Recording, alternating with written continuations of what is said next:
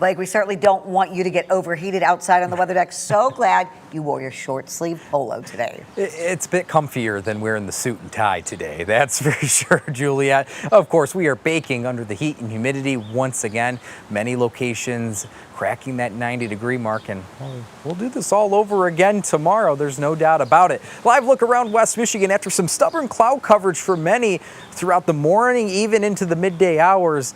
Well, the skies opened up, the clouds scurried out, and we've been enjoying some sunshine, well, baking under the sun. You can tell there's quite some haze there out of our tower camera in Walker overlooking downtown Grand Rapids, but a nice blue sky in Grand Haven, and many people have flocked to the lake shore today. Daytime highs, upper 80s to lower 90s. Really, Muskegon northward are coolest spots, if you want to call it cool, at least not at that 90-degree mark. But 92 for Grand Rapids, 90 in Holland, and 91 the common number from South Haven, Kalamazoo to Battle Creek. Obviously, this is above average by almost near 10 degrees for this last day of June. As we head into July, our 13 weather ball is solid green, no change for seen. Another hot, humid day expected tomorrow with a localized storm risk, which we'll get to in just a minute. 13 weather ball brought to you by Countryside Greenhouse of Allendale. Of course, everyone is feeling the humidity. It is downright muggy outside. Dew points well into the 70s. This is a tropical, deep south type of feel. No matter how you want to put it, this is about as humid as it can get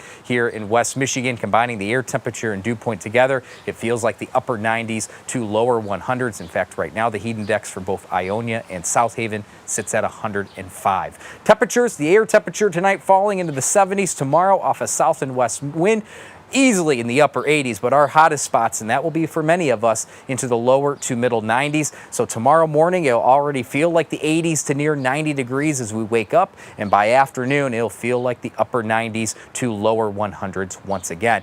Of course, many people will be heading back to the lakeshore tomorrow to enjoy some beach and boating weather. Do be mindful that the south and west wind will continue for our Wednesday, meaning that there will be a bit of a chop up and down Lake Michigan with 2 to 4 footers. You can see, though, the orientation of our jet stream. This is the edge of the heat dome, that ridge of high pressure, and that's where the storms have focused over the past couple days to our north, and that will primarily be the case into tomorrow with a higher severe weather risk, level 3 risk out of 5 from northern lower Michigan stretching back into Wisconsin and Minnesota. For us in West Michigan, our risk is not zero, but I think it will be more confined to those that are near US 10. Hour by hour forecasts were quiet this evening, quiet tonight. Tomorrow morning, we'll be watching for a few storms that might drift by briefly mid-morning. This is 10 in the morning. Notice this is focused more near and north of Muskegon towards US 10.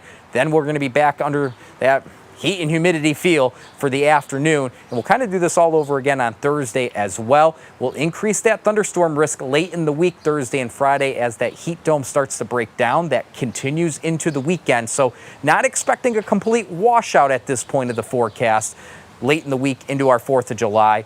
But we do have to be mindful that there will likely be some thunderstorm activity around West Michigan. Upper 80s to near 90 degrees at the lakeshore, lower to middle 90s away from the waters of Lake Michigan. Just another hot, humid day with that localized storm chance near US 10. 13 on your side, 7-day forecast, 13 weather impact alert through the end of the week.